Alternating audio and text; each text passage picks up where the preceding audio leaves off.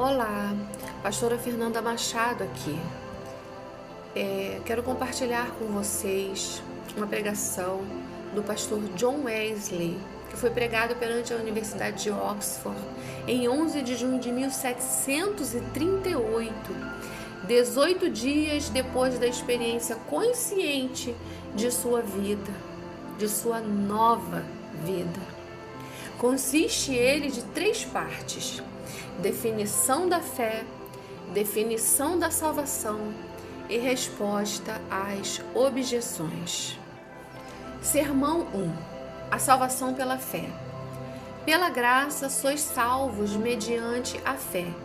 Efésios 2, versículo 8. Todas as bênçãos que Deus comunica ao homem vêm de sua mera graça, munificência ou favor, de sua livre e merecida benevolência, representando graça inteiramente espontânea, visto nenhum direito tem o homem a menor clemência por parte divina. Foi a livre graça que formou o homem do pó da terra e nele soprou alma vivente, estampando nessa alma a imagem de Deus e sujeitando todas as coisas debaixo de seus pés. A mesma graça chega até nós neste dia, traduzindo-se em vida, respiração e todas as coisas. Nada mesmo do que somos ou possuímos ou realizamos merece o mínimo favor das mãos de Deus.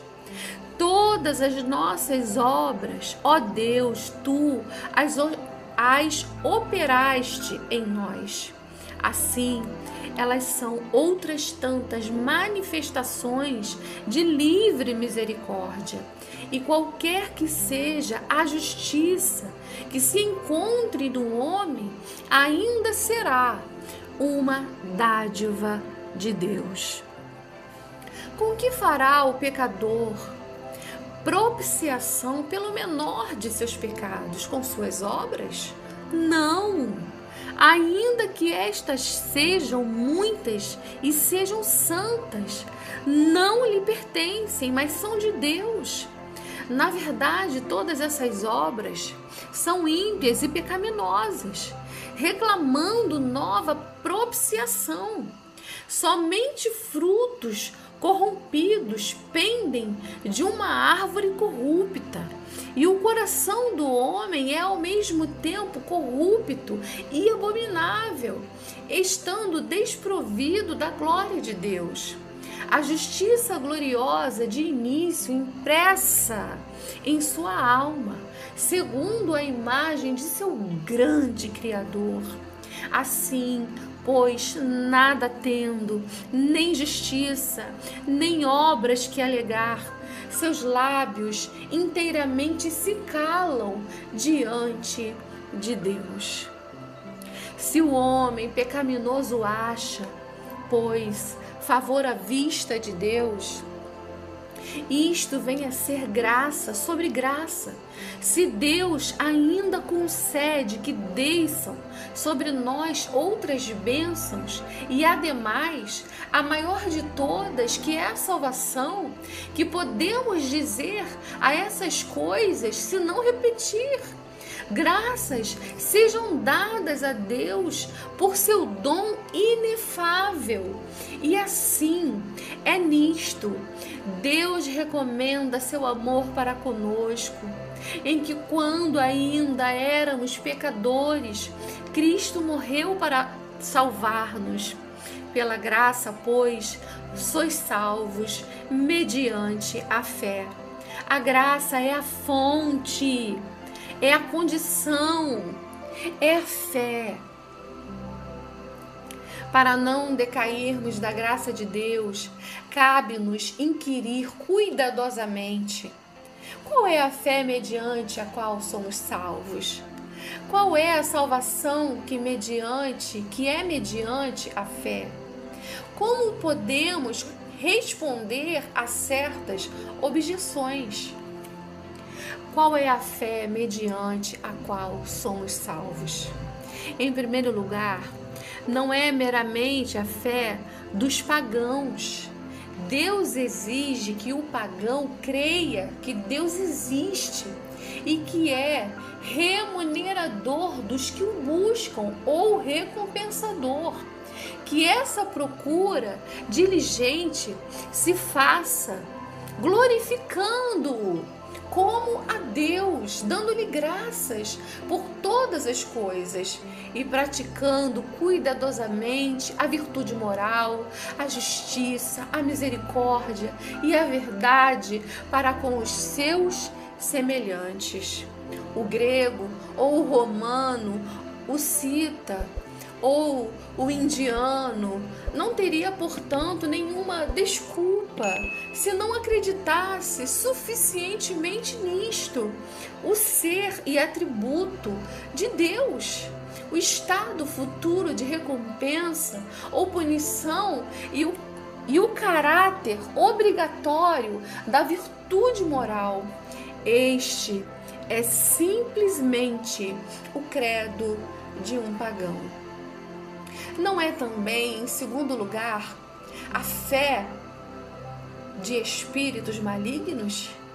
Embora ela vá muito além da dos pagãos, os espíritos obsessores creem não somente que há um Deus poderoso e sábio, gracioso, não recompensador, justo no punir, mas também crê que Jesus é o Filho de Deus, o Cristo, o Salvador do mundo. Encontramo-lo de fato declarando em termos categóricos: bem sei quem és tu, tu és o Santo de Deus, disse Satanás em Lucas 4:34. Nem podemos duvidar de que este espírito creia em todas as palavras que saíram dos lábios do santo e mais em qualquer outras que foram escritas pelos homens santos do passado, acerca de dois dos quais ele fora compelido aquele glorioso testemunho. Estes homens são servos do Altíssimo, que vos mostram o caminho da salvação. Não é demais, pois, que o grande inimigo de Deus e dos homens creia e, crendo, estremeça, que Deus se manifestou em carne, que submeterá todos os inimigos debaixo de seus pés, e que toda a Escritura foi dada por inspiração de Deus. Até aí vai a fé do espírito mais obsessor que existe. Em terceiro lugar, a fé mediante a qual somos salvos, no sentido em que a palavra será mais adiante explanada, não é meramente a que nutriam os apóstolos, quando Cristo estava ainda sobre a terra, muito embora nele crescem a ponto de deixarem tudo para segui-lo, embora tivessem já nesse tempo o poder de operar milagres, de curar todas as espécies de doenças e toda forma de enfermidade, embora tivessem poder e autoridade sobre todos os demônios, como diz as Sagradas Escrituras, e o que vale mais que tudo isso, fossem enviados por seu mestre a pregar o reino de Deus. Qual é a fé mediante a qual somos salvos? Pode-se responder de modo geral, que é, primeiro, a fé em Cristo.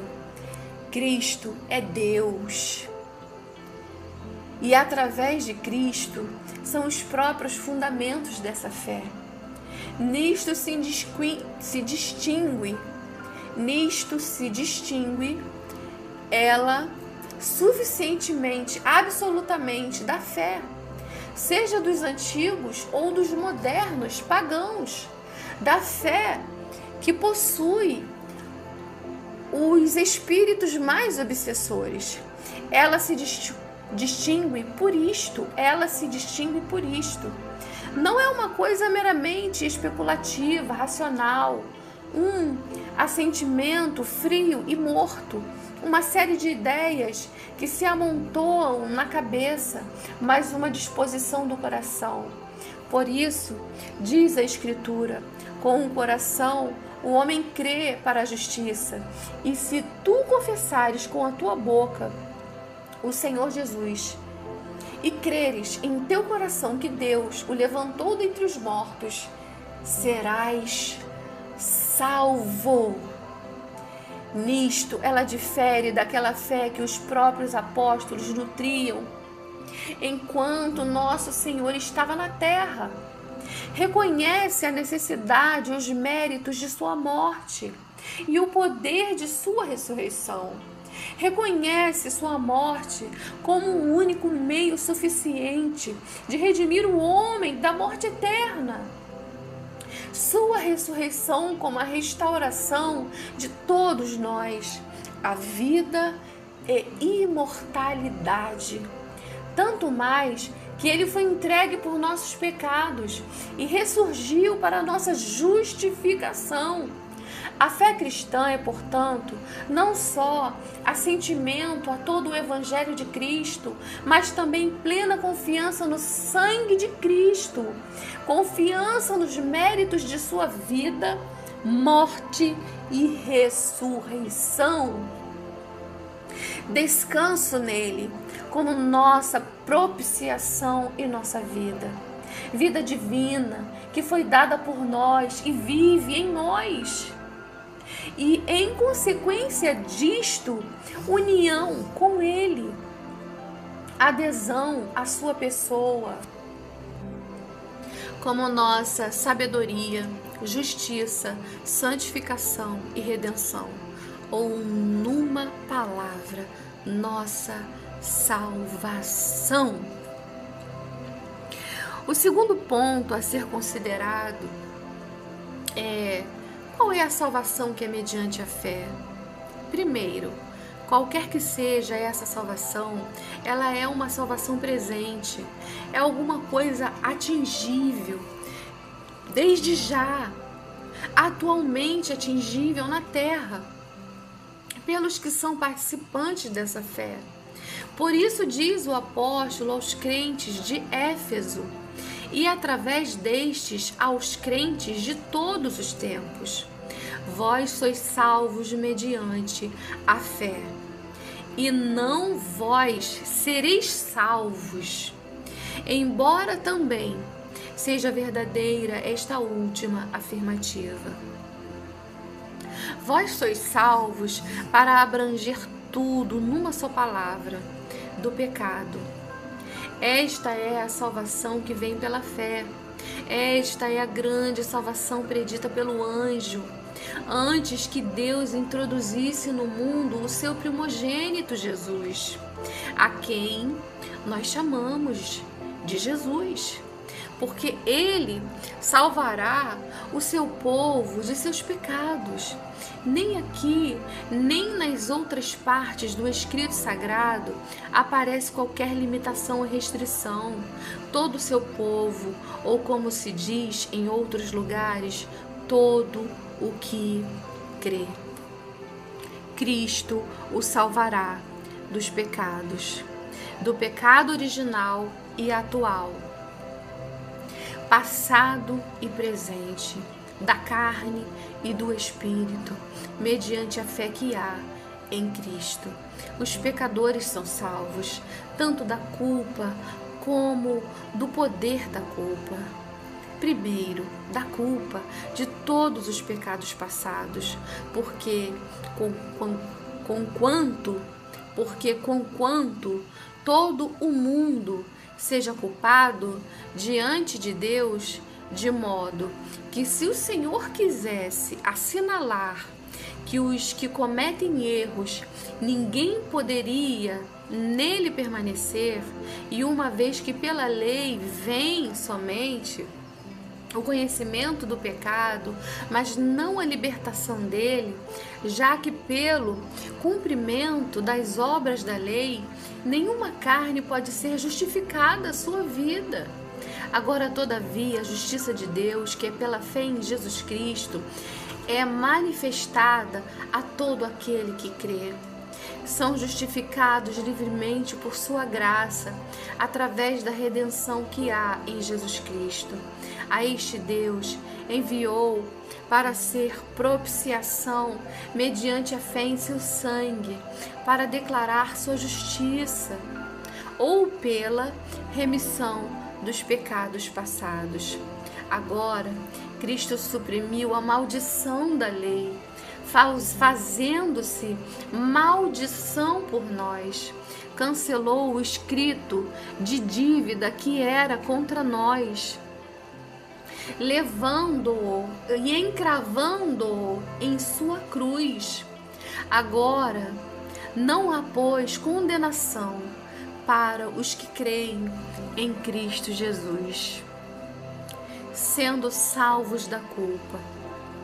Os homens são também salvos do temor, não em verdade do filial temor de conceber qualquer ofensa, mas do medo servil que escraviza, do medo que causa tormento, do medo de punição, do medo da ira de Deus, desse Deus que eles agora não mais contemplam como um Senhor severo, mas como um Pai indulgente. Não receberam outra vez o espírito de escravidão, mas o espírito de adoção, pelo qual exclamam: Abba, Pai. Testificando também o mesmo Espírito com seu Espírito, que eles são filhos de Deus. São também salvos, não da possibilidade, mas do receio de decaírem da graça de Deus e de serem privados das grandes e preciosas promessas. Deste modo, têm paz com Deus por nosso Senhor Jesus Cristo. Regozijam-se na esperança da glória de Deus, e o amor de Deus se derrama abundantemente em seus corações através do Espírito Santo que lhes é dado. Pelo Espírito são persuadidos, talvez não em todos os tempos, não com a mesma plenitude de convicção, de que nem a morte, nem a vida, nem as coisas presentes, nem as coisas futuras, nem a altura, nem a profundidade, nem qualquer outra criatura será capaz de os separar do amor de Deus que é em Cristo Jesus, nosso Senhor. Ainda mais, mediante essa fé, são eles salvos do poder do pecado e bem assim da culpa inerente ao pecado. Isto o apóstolo o declara. Sabemos que ele se manifestou para tirar nossos pecados, e nele não há pecado. O que nele permanece não peca. 1 João capítulo 3, versículo 5. E em outro lugar: filhinhos, que ninguém vos engane. O que comete pecado é do diabo. Quem crer que é nascido de Deus, e quem é nascido de Deus não comete pecado, porque sua filiação permanece nele, e nele não pode pecar, porque é nascido de Deus. Ainda mais, sabemos que todo aquele que é nascido de Deus não peca. Pelo contrário, aquele que nasceu de Deus o guarda, e o maligno não lhe toca. 1 João capítulo 5, versículo 18. Aquele que pela fé é nascido de Deus não peca, por pecado habitual, porque todo pecado habitual é pecado dominante. Mas o pecado não pode dominar a qualquer que creia, nem por pecado voluntário, porque, enquanto permanece na fé, sua vontade tenazmente se opõe a todo pecado, aborrecendo-o, como se fora veneno mortal, nem por qualquer desejo pecaminoso, porque almeja constantemente a santa e perfeita vontade de Deus. E qualquer tendência para o desejo profano, ele a sufoca desde o início, pela graça de Deus, nem peca por enfermidade, quer pela prática de qualquer ato, quer por palavra ou pensamento, porque suas fraquezas não têm o concurso da vontade. E sem tal concurso não há propriamente pecado. Assim, o que é nascido de Deus não peca, como diz as Escrituras Sagradas. Embora não possa dizer que não tenha pecado, certo é atualmente, ele não peca. Esta, pois, a salvação pela fé. Mesmo no mundo presente, salvação do pecado e das consequências do pecado, expressas com frequência pela palavra justificação, a qual, tomada em sentido mais lato, implica na libertação da culpa e do castigo, pela propiciação de Cristo, atualmente aplicada à alma do pecador. Agora, crente em Jesus e libertador do domínio do pecado, mediante o mesmo Senhor, formado em seu coração, assim aquele que é justificado ou salvo pela fé, na verdade, nascido de novo, nasce outra vez do Espírito de Deus para uma nova vida que está escondida com Cristo em Deus como recém-nascido. Gradualmente recebe o leite racional sem dolo da palavra e cresce por ele, subindo de fé em fé, de graça em graça, até chegar afinal a homem perfeito, segundo a medida da estatura da plenitude de Cristo. A primeira objeção que este acerto usualmente se faz é que pregar a salvação ou a justificação pela fé somente é pregar contra a santidade e as boas obras. A isto se pode dar esta breve resposta. O reparo seria verdadeiro se falássemos, como alguns fazem, de uma fé separada da santidade e das boas obras. Falamos, porém, da fé que, ao revés, produz todas as boas obras e toda a santidade. Pode, entretanto, ser de maior utilidade a apresentação de uma resposta mais extensa, principalmente se considerar que a objeção em apreço não é nova, mas remonta aos tempos de Paulo. Já naquele tempo, perguntava o apóstolo: invalidamos a lei pela fé? Respondemos primeiro que todo o que não prega a fé manifestamente invalida a lei, quer direta e grosseiramente, por limitações e comentários que destroem todo o espírito do texto, quer indiretamente, deixando de apontar o único meio pelo qual é possível dar cumprimento à própria lei, enquanto que, em segundo lugar, estabelecemos a lei, tanto no demonstrar sua plena extensão e seu amplo sentido espiritual, como no apontar a todos aquele caminho de vida, para que a justiça da lei neles a se cumprir.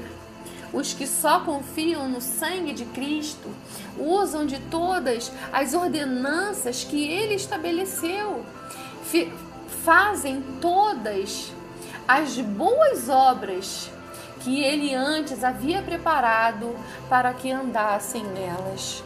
Formam e exteriorizam todo o santo e celestial caráter e ainda a própria mente que havia em Cristo Jesus. Mas a pregação dessa fé não leva os homens no orgulho. Respondemos que acidentalmente isto pode acontecer. Entretanto, todo crente verdadeiramente deve estar perfeitamente a par da advertência contida nas palavras do grande apóstolo. Em razão da incredulidade, os primeiros galhos foram separados, e tu permaneces na fé, mas não te vanglories, mas teme. Se Deus não poupou os ramos naturais, toma cuidado, para que não suceda que Ele deixe de poupar-te.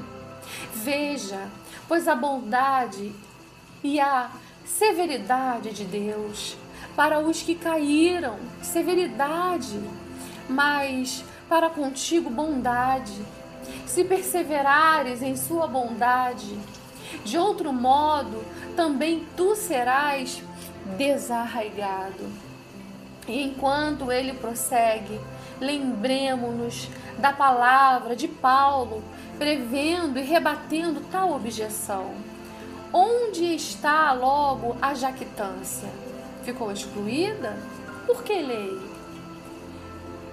Pela das obras? Não, mas pela lei da fé. Se o homem fosse justificado pelas obras, teria que se gloriar. Mas não há glorificação para aquele que não obra, mas crê naquele que justifica o ímpio. Em Romanos 8:4. Em Romanos 4:5 fala sobre isso. No mesmo sentido, são palavras que precedem e seguem o texto em Efésios 11:4. Deus, que é rico em misericórdia, ainda quando estávamos mortos em pecados, reconciliou-nos com Cristo, pela graça sois salvos, para que pudesse mostrar a suprema riqueza de sua graça em bondade para conosco. Em Cristo Jesus, pela graça é que sois salvos mediante a fé, e isto não vem de vós mesmos. De vós mesmos não vem vossa fé, nem vossa salvação, são dons de Deus. Representam livre e merecida dádiva, a fé mediante a qual sois salvos, bem como a salvação que Deus, por sua própria boa vontade, por seu mero favor, adiciona a ela, procedem do Senhor. O fato de crermos é um aspecto de sua graça. O fato de, crendo, sermos salvos é outro aspecto. Não pelas obras, mas para que ninguém se glorie. Porque todas as nossas obras, toda a nossa justiça, anteriores à nossa crença, nada merecem de Deus a não ser a condenação. Tão longe estavam de merecer a fé, que recebida esta, ela não procede do mérito das obras, nem a salvação pelas obras. Quando cremos, porque Deus é quem está e opera em nós. Deste modo, dar-nos recompensa por aquilo que Ele próprio realiza. É gesto que somente pode recomendar as riquezas de sua misericórdia, mas que nós não nos deixa coisa alguma de que nos possamos gloriar. Falar assim da misericórdia de Deus, salvando ou justificando livremente, só pela fé, não incita, porventura, os homens ao pecado?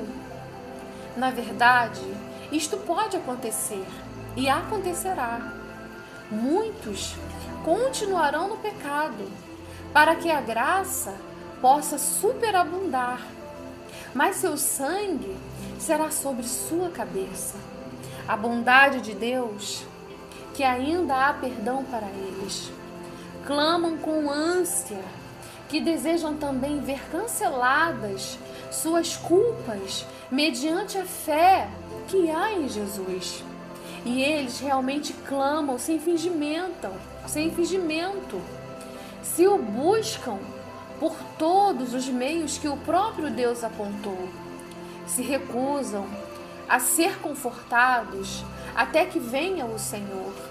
Ele virá e não tardará. E Ele pode fazer grandes coisas em curtíssimo espaço de tempo. Muitos são os exemplos nos Atos dos Apóstolos da divina operação da graça no coração dos homens, manifestando-se como relâmpago, fuzilando desde os céus. Assim, no mesmo instante em que Paulo e Silas começaram a pregar, o carcereiro se arrependeu e creu, sendo batizado. O mesmo se dera com 3.000 no dia de Pentecoste, que se arrependeram e creram a primeira pregação de Pedro. E graças a Deus, ainda há muitas provas vivas de que Ele é poderoso para salvar. Ainda quanto à mesma verdade, considerada sob outro ponto de vista, levando-se a objeção contrária. Se o homem não pode ser salvo depois de tudo quanto fizer ou possa fazer, isso o levará ao desespero.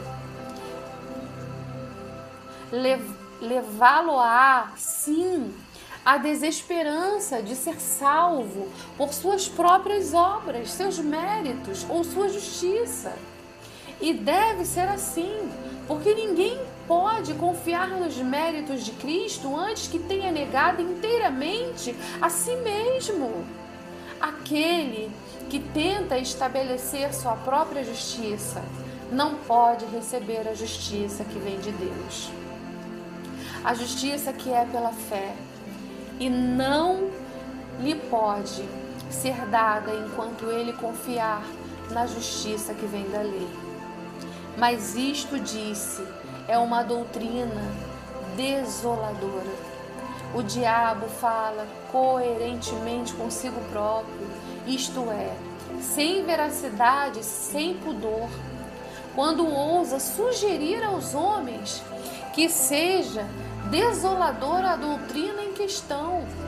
É a única tranquilizadora, cheia de conforto para os pecadores que se destroem e se perdem. Aquele que nele crê não será confundido, porque o mesmo Senhor é rico para com todos os que o invocam. Eis aí o conforto, alto como os céus, forte como a morte, como misericórdia para com todos, para Zaqueu, um ladrão público, para Maria Madalena, meretriz vulgar. Parece-me ouvir alguém dizendo, então também eu, posso esperar misericórdia? Podes, sim, aflito, a quem não ouve, quem confortasse. Deus não desdenhará a tua oração. Ouça, talvez te venha Ele dizer imediatamente, tem bom ânimo, teus pecados te são perdoados. Tão perdoados que eles jamais exercerão domínio sobre sua vida. E ainda mais, o Espírito Santo testificará com o teu próprio Espírito que és filho de Deus. alegres, boas novas de grande alegrias enviadas a teu povo. Ó, que todo que tem sede venha às águas, venha e compre sem dinheiro e sem preço, ainda que teus pecados sejam vermelhos como o carmesim e tantos como teus cabelos. Volta para o Senhor e Ele terá misericórdia de ti. E para o nosso Deus, porque Ele perdoará largamente. Enquanto nenhuma outra objeção ocorre, simplesmente nos dizem os opositores que a salvação somente pela fé não deve ser pregada como doutrina capital, ou pelo menos que não deve ser pregada a todos, mas que diz a Espírito Santo. Ninguém pode por outro fundamento além do que já foi posto, que é Jesus Cristo. Logo, a doutrina segundo a qual todo o que nele crê será salvo. Todo o que nele crê será salvo. É e dever o fundamento de nossa pregação. Isto é, deve ser pregado em primeiro lugar. Seja assim, mas não a todos, a quem então não devemos pregar.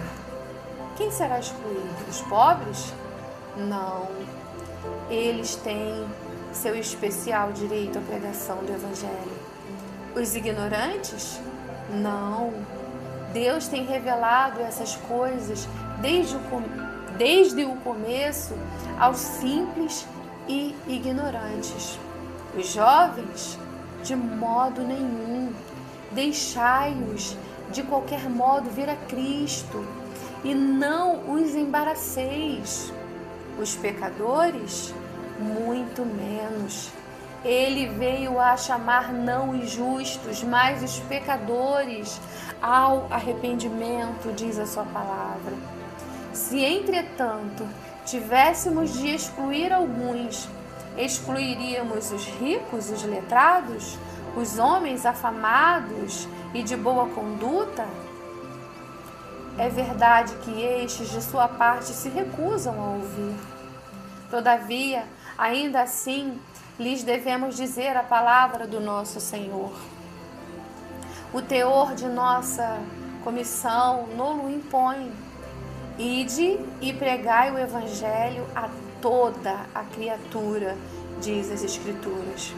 Se alguém para sua própria perdição falsear ou torcer uma parte dessa palavra, esse tal levará sua própria carga. Mas ainda assim, vive o Senhor, que seja o que for que nos disser. Isso mesmo diremos. Hoje, mais especialmente, diremos que pela graça sois salvos mediante a fé, porque a sustentação desta doutrina nunca foi mais oportuna do que no presente. Nada pode mais eficientemente prevenir a expansão do erro romanista entre nós do que a pregação daquela doutrina. Seria nunca acabar o atacar, um a um, todos os erros daquela igreja. Mas a salvação pela fé corta-os pela raiz e onde quer que se estabeleça, imediatamente consome tudo quanto de mal houver em torno.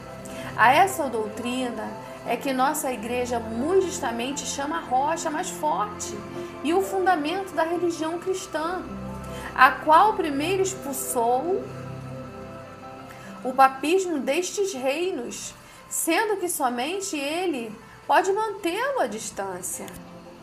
Nada, a não ser essa doutrina, pode opor um dique àquela imoralidade que invade a terra como um dilúvio? Podes tu encher gota a gota o grande abismo? Podes então reformar-nos através de amoestações acerca de vícios particulares? Venha, porém, a justiça que é de Deus pela fé. E então as ondas orgulhosas serão quebradas e detidas. Nada, senão essa doutrina, pode fechar a boca aqueles que se gloriam em seu opróbrio e abertamente negam o Senhor que os resgatou. Podem eles falar tão sublimemente da lei como os que têm a escrita por Deus em seu coração? Ouvindo-os tratar desta matéria, alguém seria tentado a pensar que eles não estivessem muito longe do reino de Deus? Mas que sejam transportados da lei para o Evangelho. Comece com a justificação pela fé com Cristo. O fim da lei, todo aquele que crê. E os que agora aparecem como mais ou menos, senão integralmente cristãos, logo se declaram filhos da perdição. Tão distanciados da vida e da bem-aventurança, Deus seja misericordioso para com eles. Como o abismo do inferno está longe das alturas do céu. Por esta razão, o adversário se irrita todas as vezes que se prega ao mundo a salvação pela fé. Por esta razão, o adversário agitou a terra e o inferno na ânsia de destruir os que primeiro pregaram a justificação pela fé. E pela mesma razão, conhecendo que só aquela fé poderia subverter os fundamentos de seu reino, reuniu todas as suas forças e empregou todas as suas artes da mentira e calúnia para demover Martinho Lutero do intento de reviver tal doutrina. Nem podemos maravilhar-nos disto, porque, como observa aquele homem de Deus, não podia deixar de irar-se o homem orgulhoso, forte e para ele marcha, tendo nas mãos um caniço. Esse furor cresce de vulto quando o adversário sabe que essa criancinha certamente o derrotará.